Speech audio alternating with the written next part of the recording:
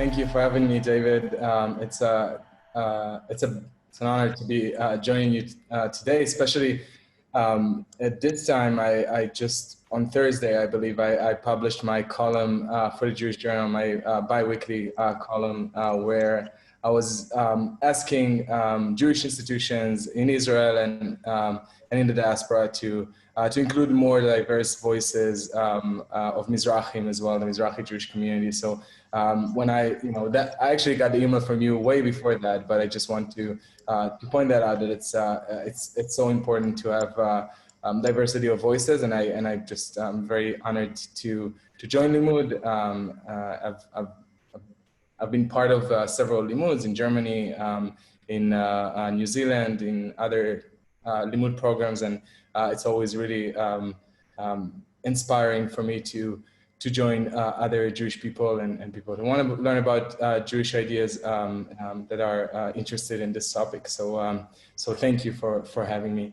My name is Mazig, and as David introduced me, I'm a writer, and I don't know if I should describe myself as a social media activist, because I think we're all social media activists if we use any social media platform. But I was born and raised in Israel, in the US for about 2 years in total, and now I'm in Tel Aviv, and I might come back to the US soon. So I'll let you know how things go with the corona. I'm part of the LGBTQ community. I have a boyfriend that lives in London, and it's very hard with the corona because I haven't seen him for over 6 months now. But I hope to see him soon, and I know it's a challenging time for all of us, but hopefully things will get better soon.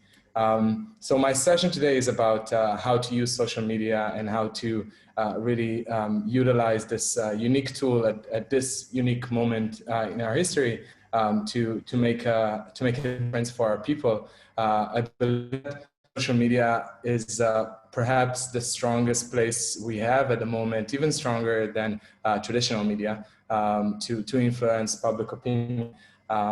Unfortunately, a lot of people that don't like Jewish people that much have been using it, and I'll speak about the campaign that I started without even knowing that I started a campaign. But I started an international that drew celebrities and officials and presidential candidates to join in. But before I get to it, I think that the reason that people notice me on social media is because social media today, and specifically Instagram and Twitter and Facebook, are really full of fake people with fake, that are presenting something that is fake, that is not really true. I'm not talking about fake news, that's a different story. I'm speaking about the real, you're following people, and what you're seeing often is just the positive parts of their lives. People don't share the tragedies that often that they're experiencing. They don't share the difficulties that they have. If someone is saying, you often won't see it on their Instagram or on their Facebook. People share something that, what I mean by fake is that it's just one aspect of their lives. And I think that what I'm doing with social media and what I've for the last 10 years with my account, I gained tens of thousands of followers across different platforms, was by really using my authentic voice. And I think that authenticity today is a very unique value that we're not seeing on social media. We're not seeing in general in public discourse, but specifically in social media, because not many are willing to be full and expose themselves. And since I've started using it, I said to myself, you know what, why won't you just be true and just be honest and share your opinion, and don't think twice, and don't, if people like your opinions, that's fine. They can argue with you, and I am open for people. Being open for change. If you Google my name, you'll find the most obscure ideas that I'm a Mossad agent, I'm a paid spy of the Israeli government. Some people say that I'm anti-Israel because I'm critical of the Israeli government, and some people say that I'm, like you can find anything about me. It's really coming from the fact that I never held back, and I knew that my opinions are going to annoy some people on the right wing and some people in the left wing. I'm not afraid to calling out and challenging anti-Semitism no matter where it comes from. But what I found also is that once you are authentic and once you share your true stories, people really can relate. All of my life, it's been a son of two refugees that came from, my family from my father's side came to Israel from Tunisia, from North Africa. They were part of the Mazig tribe. That's my last name, Mazig. And speaking Tamazic and being placed in Ma'abarot and, had to start their lives from scratch. And my family from my mother's side came to Israel from Iraq, from Baghdad. And they also, they came to Israel speaking Arabic and with nothing but the clothes to their backs. And really had to work very hard to survive. My grandmother said that she never thought about actually living, mostly about surviving. And for me, it was growing up in Israel, where a society that was in constant battle with Arab countries that surrounding us, with Iraq and with North Africa, the two places my family from, my tradition and my heritage came from. I mean, I'm in many ways, I'm half Eastern, half North African. And it was very much, it was a big challenge. My mom always laughed that there's a story in the family that when I was a kid, they asked me what I want to be when I grow up. And I said that I wanted to be an Ashkenazi. There was, I mean, that my hope was to be accepted. And I very hard, and I was in the closet most of my life, most of my adult life. Only when I was 21, I came out. I was 19 is where I started this. 19, I came out of the closet to my commander in the IDF. And that was another challenge. But every time I accept who I am and accepting those parts that I knew people would not accept, it was better. Life just became much better. And this burden of hiding something, hiding your true self or parts of your identity are something that is harder than dealing with the consequences of people not accepting you for who you are. And those people that don't accept you for just are not worth your pain. That's what happened. And that brings me to what happened on social media just last month.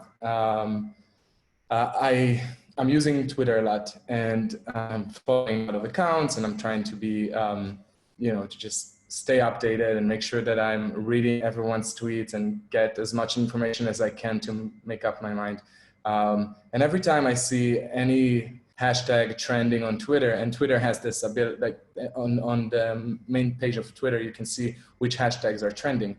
And I remember it was sometime in early July where I logged into Twitter and I saw that the hashtag Jewish privilege was trending. And I cringed. I remember that I thought to myself, every time when there's when hashtag Israel or hashtag Jews or hashtag Hebrew or hashtag Antisemitism, any hashtag that is relating to Jewish people is trending, I know that there's a problem. I know something is bad, and I'm always like, oh no, I'm gonna have a bad day. And I remember that day that I saw that hashtag Jewish privilege was trending, and I was afraid to even click it and to see the tweets. But once I did, I found out that people were talking, Americans, or at least what seems to be Americans, were using the hashtag Jewish privilege to claim that the Jewish community or Jewish people in America are benefiting from some sort of this new invented idea of Jewish privilege that is even stronger than white privilege in the American society. Now, often when things like that, trend, it's very easy for me to counter it, because usually, often it comes from one side of the political map, and it's very easy to call this out. But this time, I saw that both people on the right wing and on the left wing were talking about Jewish privilege. People on the left were saying, yeah, we need to discuss this Jewish privilege that the Jewish community enjoys. Unlike other communities, they were talking about Jews being more privileged than white people in the society, completely ignoring and overlooking the fact that it doesn't matter how white-skinned Jewish person has. As soon as if you have a kippah and if you're going to a synagogue, or if you have a Jewish last name, or if you have you can be identified as a Jewish person in society very easily. And when people come into synagogues and want to kill Jewish people, they are not looking at their skin color. They're just out there because of anti-Semitism, and that's what anti-Semitism has. That's how anti-Semitism really unite us as Jewish people, because it doesn't matter if you're Ethiopian or if you're Mizrahi or if you're Ashkenazi or if you're Sephardi or if you're a Beta Israel or if you're from knifing Jews or Indian Jews. Doesn't matter what type of Jewish person or what type of skin color you have. Being Jewish means being part of a marginalized group. But what happened on Twitter that day was that Twitter was full of tweets, thousands of tweets saying that Jews are responsible for the slave trade in America, that Jews own the highest amount of slaves, that Jews actually, and people on the far left were saying that Jews were training the police to target Black people in America, that the most respected organization that is fighting anti-Semitism and racism in America, the ADL, that they are part of this conspiracy to help police target Black people, and that they're sending police officers to Israel. It's sickening just to repeat some of the claims that I've read. And Jewish people, of course, on the far right, it was the Jewish people were controlling the media and the banks and the government, and that we are basically this. It was everything I've studied about in my degree about from Nazi Germany to the Middle East to my grandmother. And I think that what really triggered me personally was that my great-grandfather was executed in 1951 because he was accused of being a Zionist spy in Iraq. And even 10 years before that, the Jewish community in Iraq experienced violence and attacks by Iraqis, by the Iraqi government, what reminded them that no matter how hard they try to be Arabs, they're not going to be Arabs. They're not going to be accepted as Arabs, and they did not enjoy Arab privilege, because no matter where Jewish community are living, we are not enjoying the empire's benefits because we're never part of the empire, no matter how hard we're trying to assimilate. And for me, it really threw me back to the time that my grandmother, a 19 years old girl, sitting in her balcony, actually in the same month, in the same time, around June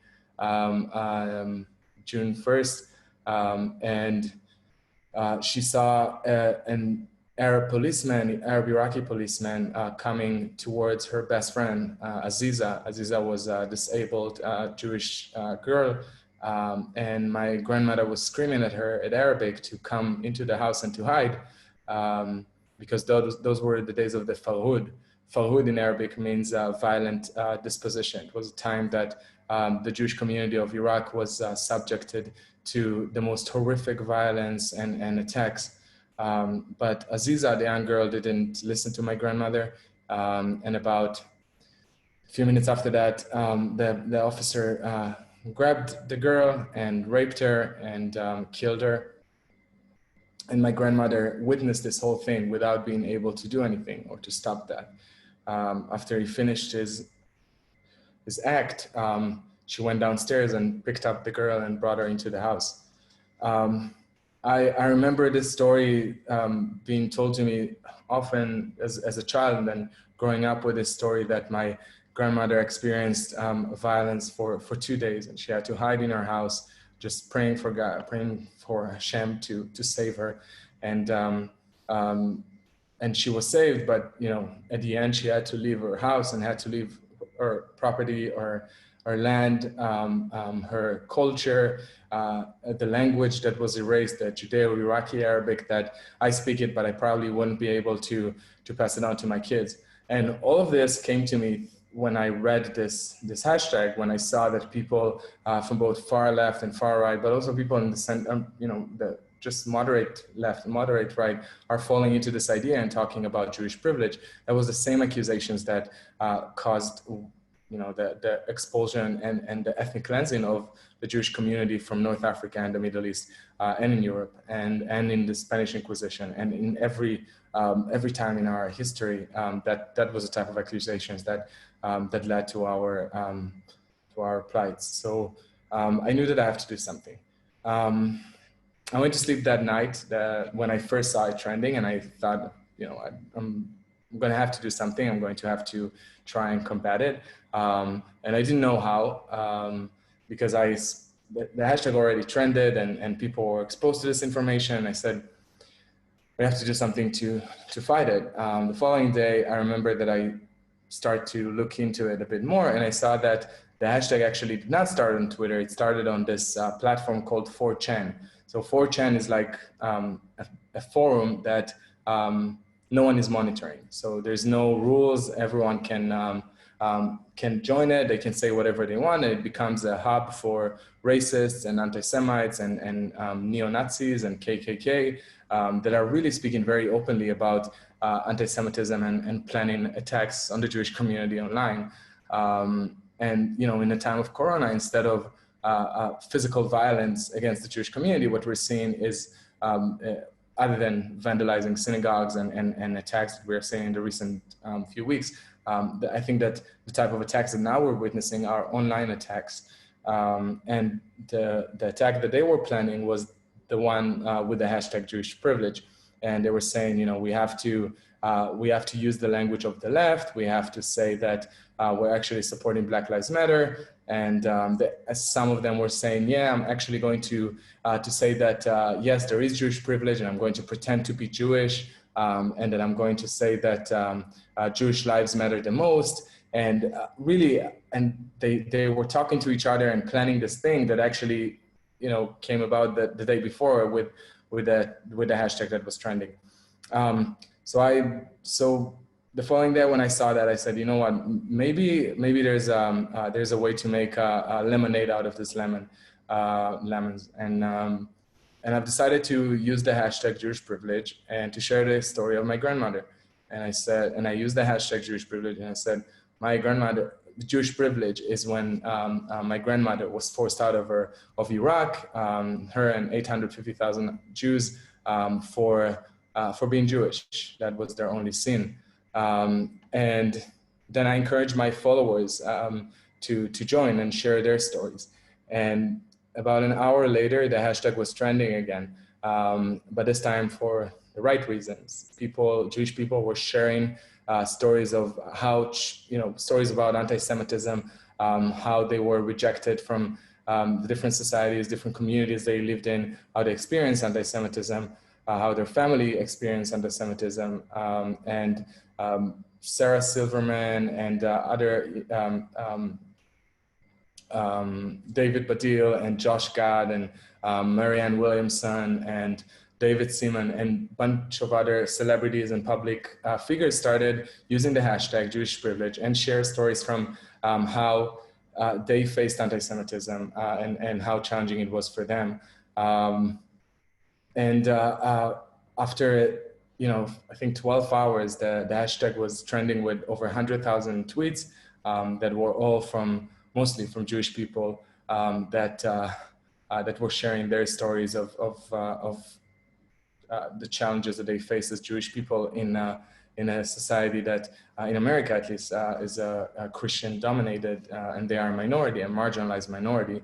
No matter how successful few of us are, we're still a marginalized minority. I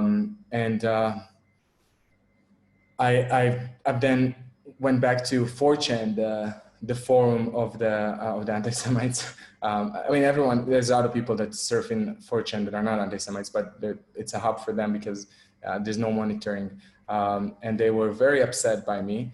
They called me the K word and said a blue checked mark K person is starting this campaign and is ruining our idea. And they all started cursing at me and using screenshots of things I'm doing. And I can tell you I was super happy to see that. Not because of the name calling, but because that I really got some KKK and neo-Nazis very upset and it shows me that I really made a difference. And people that perhaps were exposed a few days before to the hashtag Jewish privilege for the wrong reasons, this time were exposed to it for the right reasons. And that was a way for me to really make a difference for my community and to be able to fight back anti-Semitism. Often when I see anti-Semitism online, the knee-jerk reaction is to fight it and to say, no, this is wrong, you don't know what you're talking about, and try and explain my position and why they are wrong. And often it's, just flipping it at them is something that that is more effective. It's something that actually the Greek people were doing thousands of years before thousands of years ago. They flipping an argument, like when someone is giving an argument that you want to counter, you can actually use the argument against this person, which is what we did with hashtag Jewish privilege. But I know some people were telling me, yeah, it's because you have 30,000 followers, so everything you're tweeting, people actually notice. So that's true. I do have a lot of followers that I've been building and a community that I've been building for a while. But that's each one of you has the power to do it. Even if you have 10 followers, you can make a difference. It's all about engaging and speaking to people and not shying away from hard debates. But we need more voices online, because right now our community is being represented by very specific individuals on Twitter, at least. There's a few of us that are trying to fight it, but it's an uphill battle. And I know I was actually invited to a debate in the Knesset a few weeks ago with Twitter, and in this debate, it was a hearing for Twitter, and I asked the Twitter representative why aren't they doing anything to protect the Jewish community, that we are also a marginalized minority, and that they know full well how to stop attacks against LGBTQ groups, against Black community, but why aren't they doing anything to support us? And she gave me some. She avoided a question and said that they're not able to do that. They're not able to protect the Jewish community, which is completely, I'm just not buying it, because I know that they can if they wanted to, but protecting us will cost them followers and will cost them users, and they're not going to do that. So I realized that after listening to her that we can't rely on Twitter, and we can't rely on Facebook, and we can't rely on any social media platform to protect us, and we have to do it ourselves. And I think that the way to do it ourselves is to be there and to be vocal. I started with 0 followers, and after doing it and being consistent and being vocal online and engaging with people respectfully.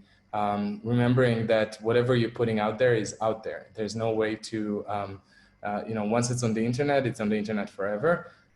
So I would say always be respectful to others, and always remember that even if you're fighting the worst anti-Semite, like I was arguing with those Nazis online, the neo-Nazis, I could have, said to them what I thought about them and get very upset. But I always thought that there's people that are watching from the sidelines. There are people that haven't made up their mind. There's people that don't know what Jewish privilege is, and I had the opportunity to educate them. So always think about that this way when you're engaging, even commenting on, I don't know, if you have argument with your friends on Facebook, on the comment section. Just remember that you're not just arguing with your friend, you're also building your own personal brand online, and people are exposed to it, and they collect this information about you. So they will remember you, where you stand, and they will build this, they'll have this profile of who you are. So that's why I'm trying to always be respectful to others. You can disagree with people online. I encourage disagreement and conversation, and we are Jewish after all, so it's all about having those arguments online. But I really encourage you to to be active, to use all those platforms, because each platform is very unique, and you can and once you start using it yourself, you'll be able to learn the tricks and the and how to use each one in a better way. I can give you some tips now. I mean, but there's I would say that if you have long ideas and you want to write something that is more than just a post, use the free platforms. Like if it's about Israel, you can use Times of Israel. They have a blog section that you can post blogs for free. If you want to write something that is not related to Israel, you can use Medium. It's another website for ideas like that. I started using my Instagram for educational purposes. Instagram is very visual, so the way that I'm doing it, I'm using this website called Canva, canva.com. It's a free platform to create graphic designs, and I'm using it to. I'm taking my articles that I've already published and making them into cool graphics that young people can connect to. So that's how I'm using Instagram. On Twitter, I'm trying to keep it short, keep short messaging that I want out there, and I want people to hear, and that's how I'm using it. But the most important thing is that you'll be there, and that you'll be vocal, and that you'll speak up. I know we are outnumbered, but we have been outnumbered in every generation, right? And I just really think that we can make a difference, and in this case, I did make a difference. But you know, there's going to be other opportunities for all of you to engage, and I hope that that you will be part of this conversation. You can follow me on social media. It's Mazig, like my name. And if you ever need me to join a fight or something like that, not a fight, an argument or conversation, you can tag me, and I'm happy to be to back you up. And I think I want to keep some time for Q&A. So David, how should we do that? Thank you, Chen. Well, we can certainly open it up for anyone to ask questions that wants. You can write them into the chat box, or you can raise your hand by pressing the little raise hand button. I do have a question I got from Stan, who wanted to ask you if you feel personally threatened ever when you hijack, as you have, the hashtags like you did. I don't know if I would say, I'm sorry, I'm sweating. Tel Aviv is the hottest day ever, and my AC is not even strong enough. I wouldn't say that that I feel personally threatened as much as I get hurt sometimes. I do get hurt a lot on social media, and I shouldn't, because I'm always there. But it hurts. It hurts me the most when my own community is against me. When Jewish people attack me, that's really the times that I get the most offended. So I would say this is the part of it that is the challenge for me. I don't feel threatened. I mean, what will these people do to me? I mean, yeah, they can do terrible things to me, but I don't feel threatened, because I always remind myself what my grandmother went through, and I'm saying, you know, she was 19 and she went through all that. Like, so for me to be offended by some words online, or by people that threaten to, I don't know, shout at me or whatever, or coming to my talks when I do my speaking tours and shouting horrible things at me and protesting against me, that's nothing compared to what my grandparents went through. So I have this, you know, it's bigger than Chen Mazig. It's my community, it's my people, it's my heritage. So even if it is challenging, and even if I am a bit uncomfortable with it, I know that I have the obligation to do it. It's not about what I want. I just have to do it.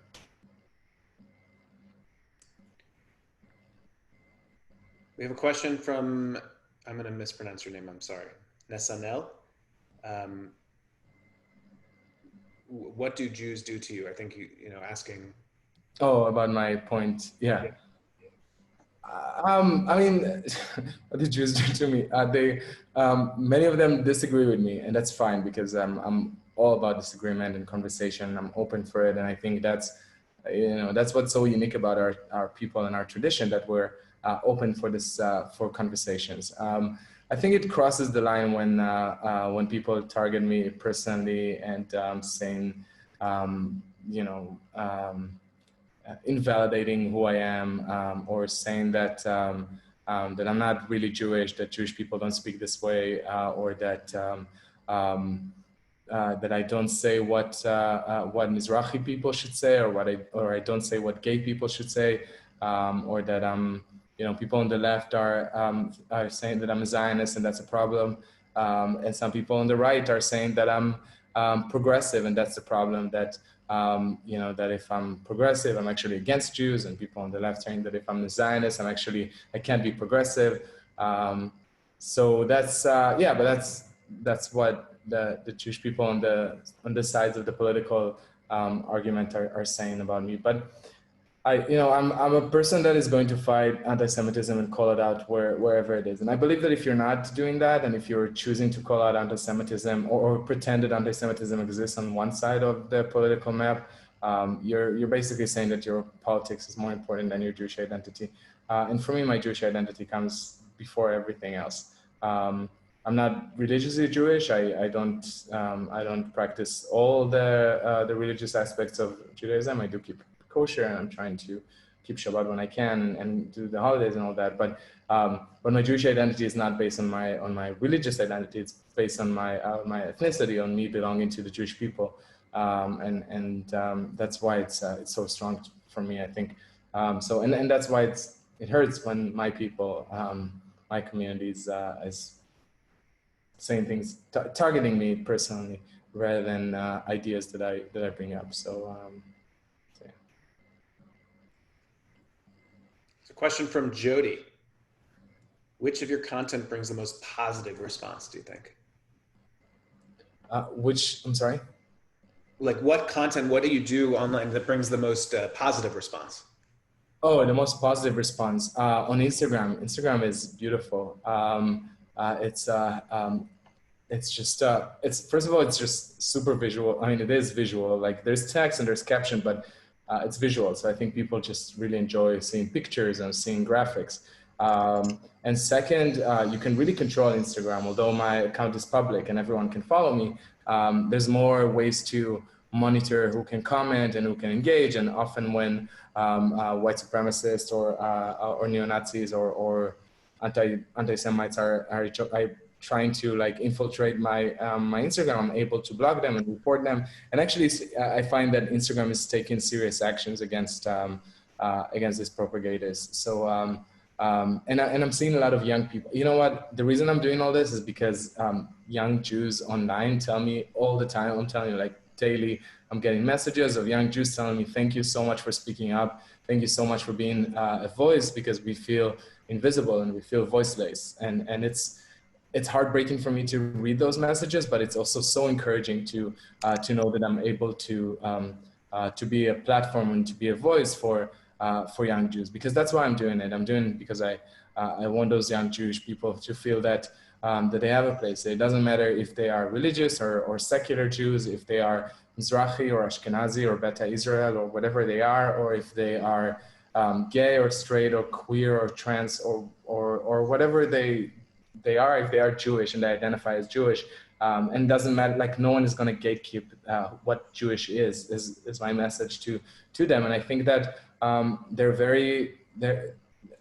it resonates with them, and they are looking for something like that. And I think that they're not finding it, maybe in their own lives, they're not finding it enough as they do online. So on Instagram, I get the highest amount of messages from young Jews from all over the world, telling me that I inspire them, but mostly that I make them feel seen. And that's what I'm trying to do, to make Jewish people and young Jews mostly to feel like that they're not, that their identity isn't homeless, that there's a place for them.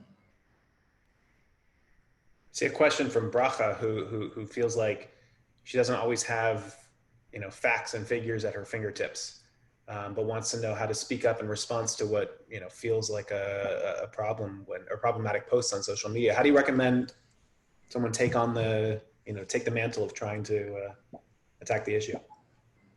Yeah, and that's a good point. I mean, first of all, I would say that the other side don't have facts on their side, and often I find that a lot of lies about the Jewish community are being spread as if they're truth, and it's very easy to counter it when you Google it. Google is great tool to just like find out if something is real or not. And if you find an article in one place, it doesn't mean that it's real. It means that you have to try and find more information about that. It's a challenge because I don't, you know, often I run into questions or ideas that I don't really know if they are true or not. One example was when I remember listening to this.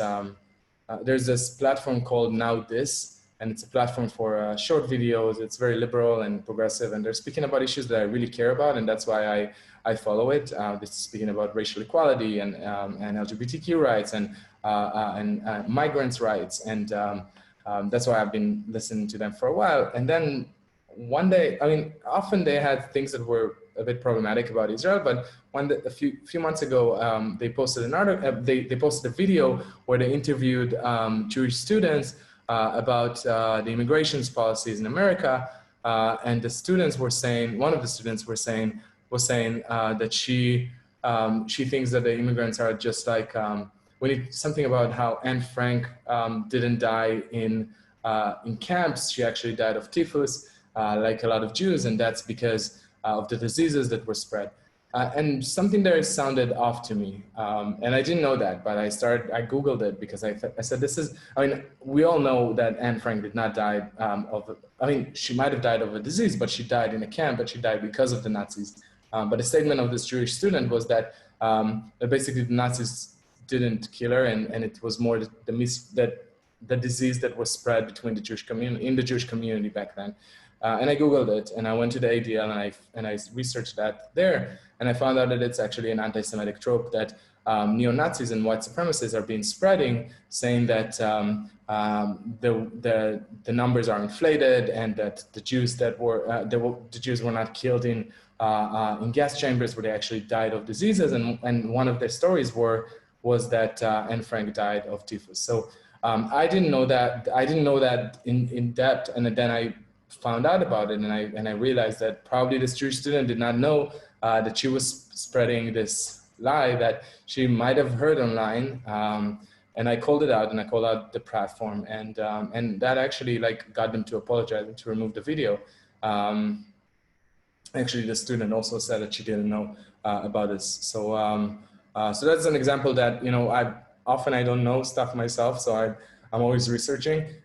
It's very difficult, and it shouldn't be this way. We shouldn't be doing the hard labor of educating educating non-Jews about anti-Semitism. They should educate themselves about it, and that's one of the statements that I'm always putting out there. You know, it's not our responsibility. We're doing it. We're trying to educate people about anti-Semitism, but it's their responsibility to, just like they need to learn about racism. If they don't understand racism, it's not the community, people of color's responsibility to teach white people about racism. It's their responsibility to do it. So I think it's the same thing with us. But again, with that being said, try to Google and try to use whatever information you have very critically, and try and cross it with different platforms. And there's some reliable sources like the ADL and Jewish organizations that you can trust. But you know, be a critical thinker and try to filterize whatever you're getting from the internet, because there's a lot of things online, and use it and just look at, you know, absorb it critically.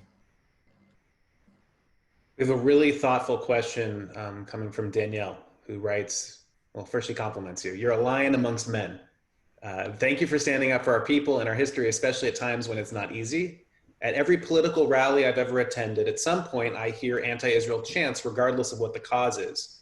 I'm interested in hearing how you navigate spaces like conversations around Black Lives Matter and racism, for example, and the anti-Semitic comments and feelings that often come up in those spaces. Furthermore, how do you acknowledge and educate about anti-Semitism while maintaining your status as an ally and keeping the focus on whatever the current conversation is? Yeah, well, that's a big question.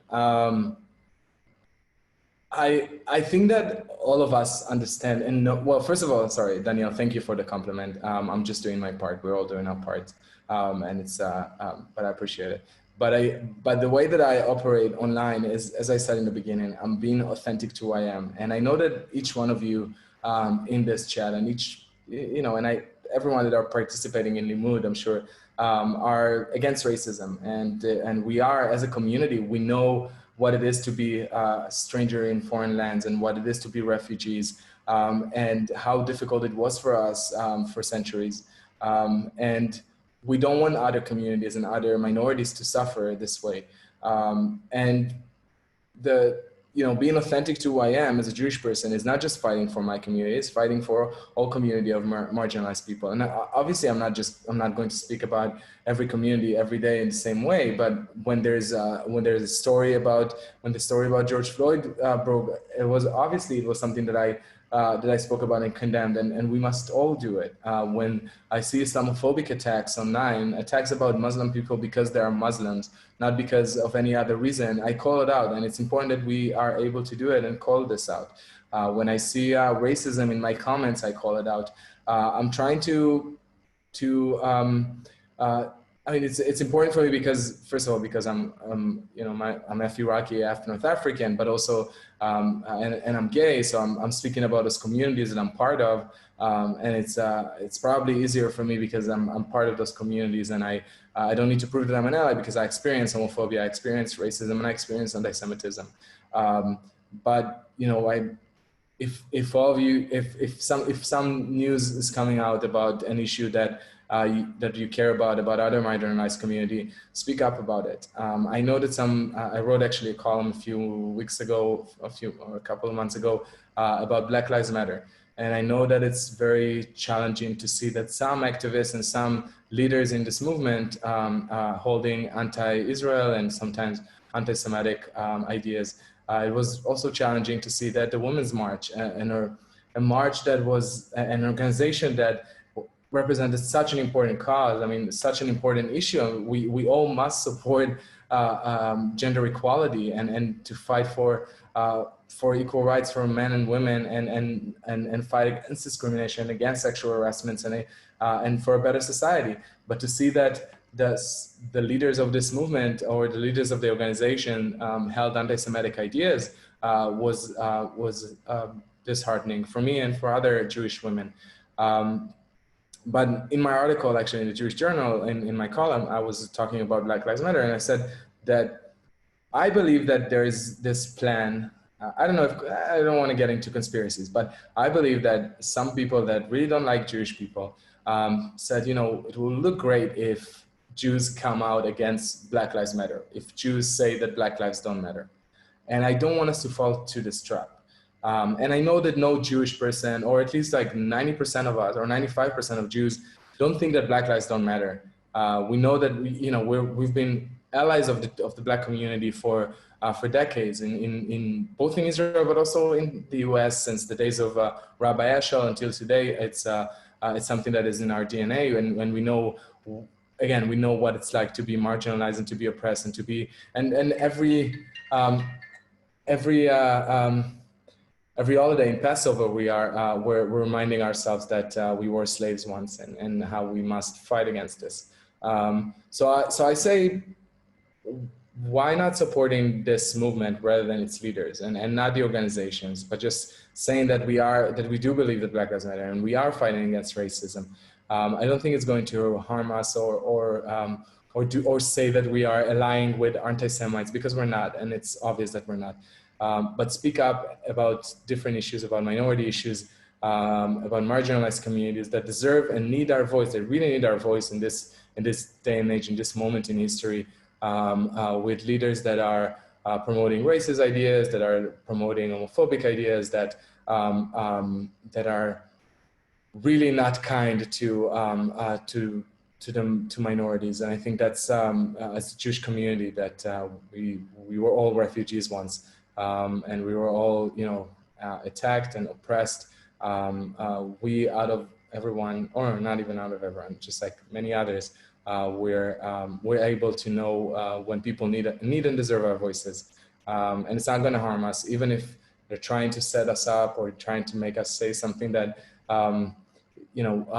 our greatness and our strength will come when we are able to, just like this Jewish privilege thing, they wanted to use this hashtag, and I said, sure, let's use it, and let's make it let's make it what it is. And when we will speak up for Black people, and when the Jewish community will be open and saying Black Lives Matter and saying that LGBTQ rights matters and matter, and that gender equality matters, and that we're fighting for refugees, and we're fighting for immigration laws, and we're fighting for an equal and just society, that will be the strongest message against anti-Semitism, is what I think.